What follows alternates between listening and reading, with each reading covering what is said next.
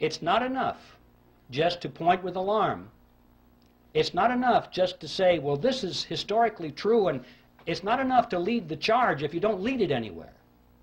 See, these people don't care how much you expose their scams or their conspiracies or their plots if you have no solution. If your only solution is, well, now I told you about it, now just vote Republican, you know? If that's it, nothing's going to happen, is it? Till we look behind party labels. In other words, wiser men, whatever that means.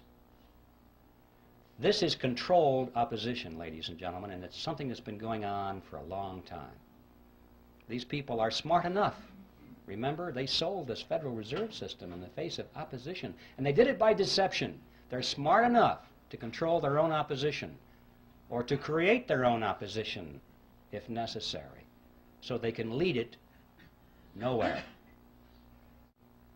Let's get back to the Federal Reserve.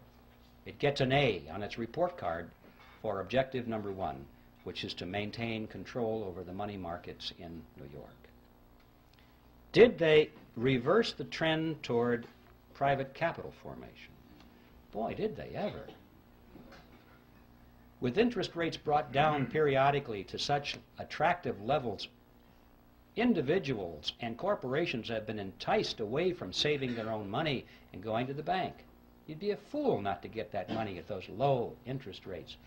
Of course, then the economy contracts and things go a little sour now and then, and the fruit falls from the tree, and they pick it up. They get all your marbles. They get all your assets, your houses, your cars, your factories, your stocks, and your bonds.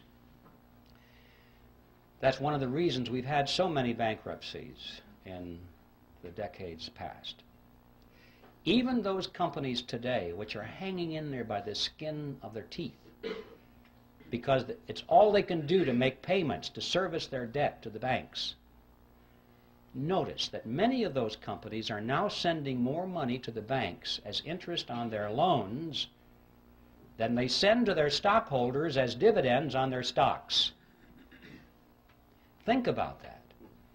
The banks which created the money out of nothing, no effort at all, no risk really of anything, are making more money out of these giant industries than the people who worked for the money, sacrificed, saved the money, invested it, and risked it. And yet the money is going to the banks.